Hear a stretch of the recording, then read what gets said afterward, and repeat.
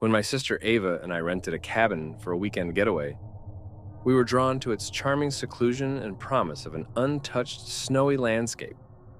Situated in the northern woods, the cabin offered a stunning view, with sprawling pine trees and pristine snow as far as the eye could see. We arrived late in the afternoon, the sky already darkening. Snowflakes fluttered around us like delicate whispers as we unloaded our supplies.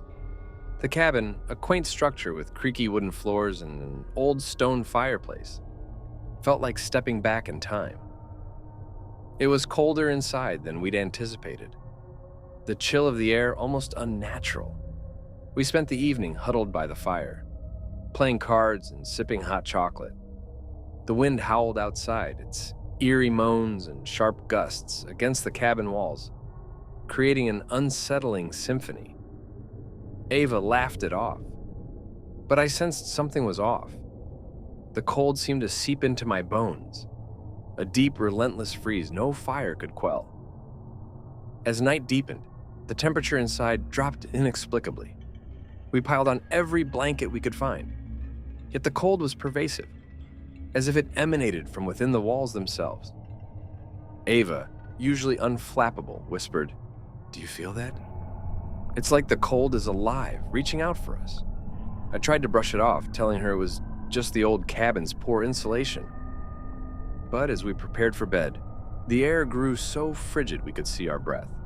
We decided to sleep in the same room, the only one where the fireplace seemed to hold some sway over the creeping frost.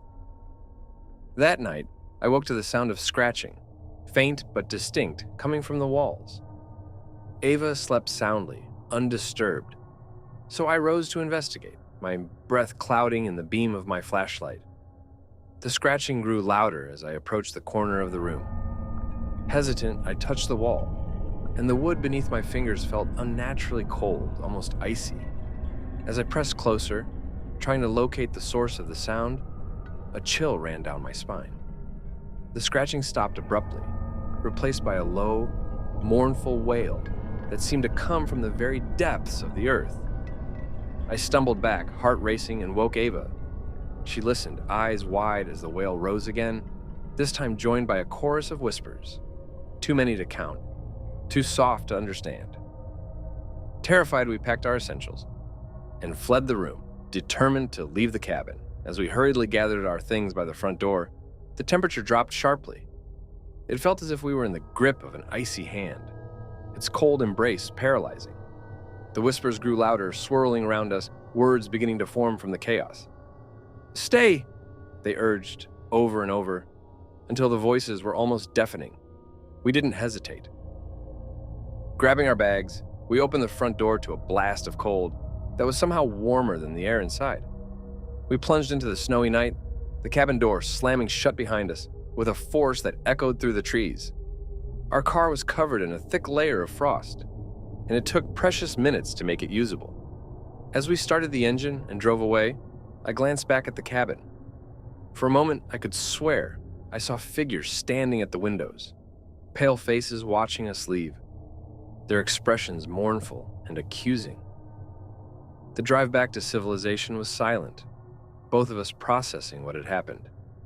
We agreed not to speak of it, fearful that giving voice to our experience would somehow make it more real, more terrifying. As the weeks turned into months, the haunting memories of the cabin started to fade. One evening, as the first snow of the season began to fall, I found a letter in the mailbox. It was from the owner of the cabin, apologizing for any inconvenience during our stay and inviting us back for a free weekend, claiming they had renovated and solved the insulation issues. Included in the letter was a photo of the cabin, looking serene and inviting under a fresh coat of snow.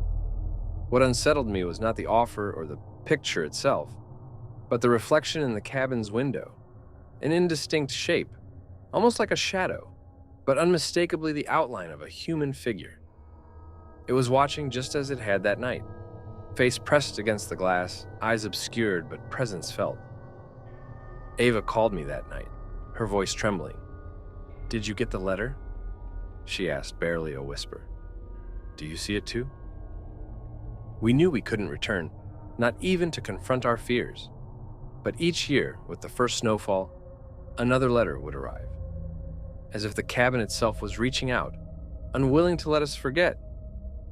Each letter was a chilling reminder that what dwelled within those walls was not just a figment of our chilled, frightened imaginations. It was real, and it remembered us, relentlessly beckoning us back with the cold embrace of the forest.